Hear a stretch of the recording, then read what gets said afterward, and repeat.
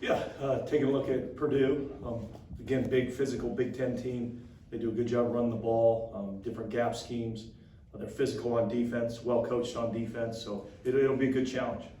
We definitely got to take another step, but we'll be ready to go Saturday. Going back and just looking at that film from the Oregon game, what are some of the biggest things that stood out to you on both sides of the ball? Self-inflicted stuff. There wasn't really anything that we go, oh wow, they had our numbers. Just we were either giving them too much respect and playing too soft in coverage, or basic fundamental techniques weren't there.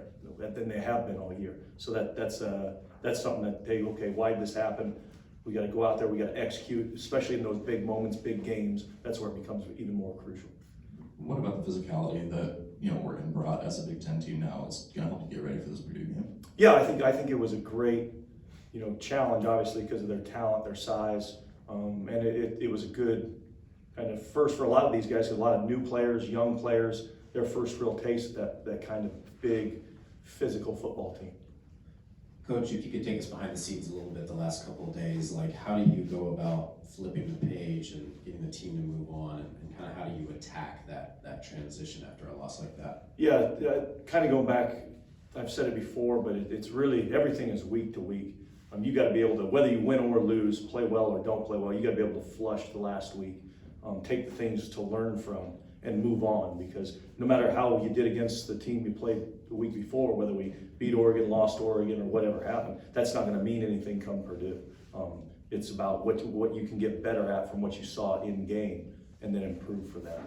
And then message-wise, when you meet for the team, I don't know, you guys probably met yesterday, what is the message to them to kind of get, I mean, these are 18 and 22-year-olds, how do you get them to flip the page? I mean, it's easier said than done. There's no question it is. It was really, they're kind of the tale of two halves is what we talked about. You look at where that game was at halftime. Offensively, we really had dictated the terms of how the game was going to play. They had very little time of possession, very little total plays. We were on script for what we wanted to do, and we just kind of lost it in that third quarter. The start of it, they score 3 and out, they score 3 and out. That's really where the game got away from us. But knowing, right, hey, for that first half, you guys are right there with one of the top teams in the country. But here's the things you need to do if you want to beat a team like that. Giovanni in the first half was part of that, staying with them. What do you think of the way he played? And do you see an opportunity to maybe continue to add more responsibility to him and maybe open things up further on offense? Yeah, I think he just keeps getting better. I think he's gotten better every week. There's still stuff he's got to do, more of for us to get to that point. But he's getting better and he's feeling more comfortable. Yeah, I was happy with kind of his progression over the last 3 games. It seemed like the first 2 weeks, your identity in the team, talking to the players throughout the week leading up to Oregon, was that they wanted to outwork teams in the fourth quarter. When you do fall short in a game like that, like the opposite of the identity that you kind of had the first 2 weeks, how do you go about that? Do you bring the team back to like, this is our identity? Or is it more of a reality check for them? Like, hey, it was our identity for the first 2 teams and then we really got exposed. Like, how do you go about that? Finishing in the fourth quarter, something that you prided yourself so much in the first 2 weeks. Yeah, it's you look at why that took place, and like I said, it was a lot of just basic fundamental stuff that we did not do that we had been doing, and when that's really the example. And here's what you got to take from it is when these things fall apart, it doesn't matter how talented you are or how good you are, you're going to get exposed by a good team when those fundamentals aren't there. And so that's what you're hoping they gain from it is, okay, how could we have changed that outcome? Here's how. Okay, now we got to make sure we get it done against Purdue. Yeah, and speaking of Purdue, I know you said they're a really physical team and like another Big Ten opponent, big conference. What are some things that maybe stick out to you other than physicality on the offensive and defensive side? Just good. I mean, good quarterback, good running backs. They've got good receivers, tall. They got length at receiver. So I think it's another just good challenge of a very talented team. During practice today, did you notice the energy kind of ramp back up and that clean slate of knowing that, hey, look what happened, now we're on to a new week? We didn't practice today. Today's their day off, but we did some work yesterday, and yeah, they moved on pretty good. They didn't hang their heads. They weren't whatever. They didn't let that loss affect how we worked yesterday, and I expect the same thing tomorrow. Who were some of those players that maybe kind of stepped up and said, let's move on to Purdue? I think it's been kind of a collective whole. I think I've been impressed with how they've handled the adversity in every game.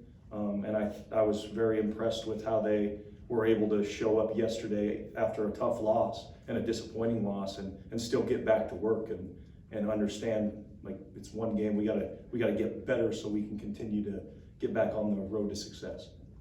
You mentioned the fundamentals that sort of plagued you, and I imagine a lot of those were on defense. What were a couple of the areas that were exposed on defense where we kind of fell short there? Well, it's just the way we play.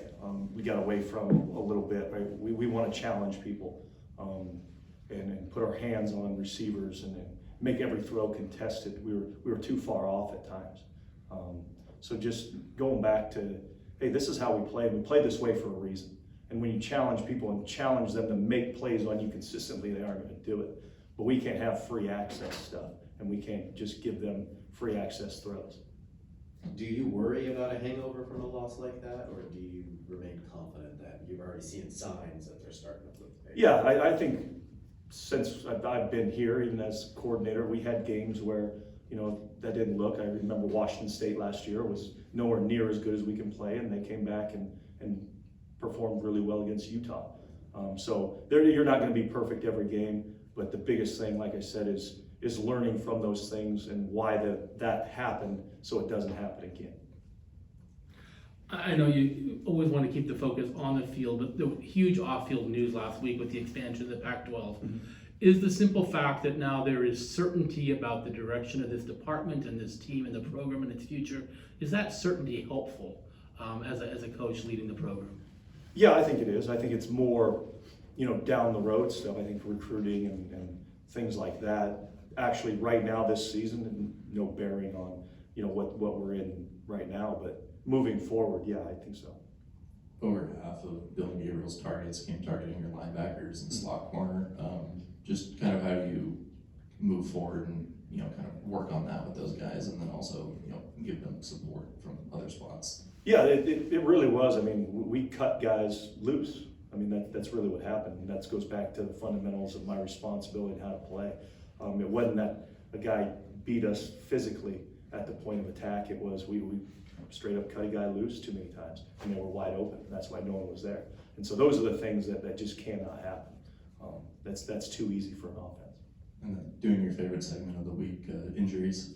We see Skylar Thomas exit the game last week, and then Jacob Strand as well. Darius Clemens again doesn't go. Same with Van Wells. Just kind of where you see these guys coming back, and what's your confidence level they'll play this weekend? Yeah, the three of them definitely will be back, and the other one, Jacob, we got to wait and see because he's still getting checked out. But Skylar, Darius, and Van Wells should all be back.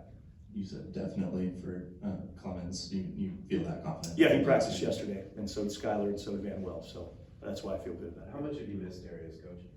Well, I don't know because he's never played in Beaver uniform. So, but I mean, just his physical ability, size, ability to run, what it can do to a defense.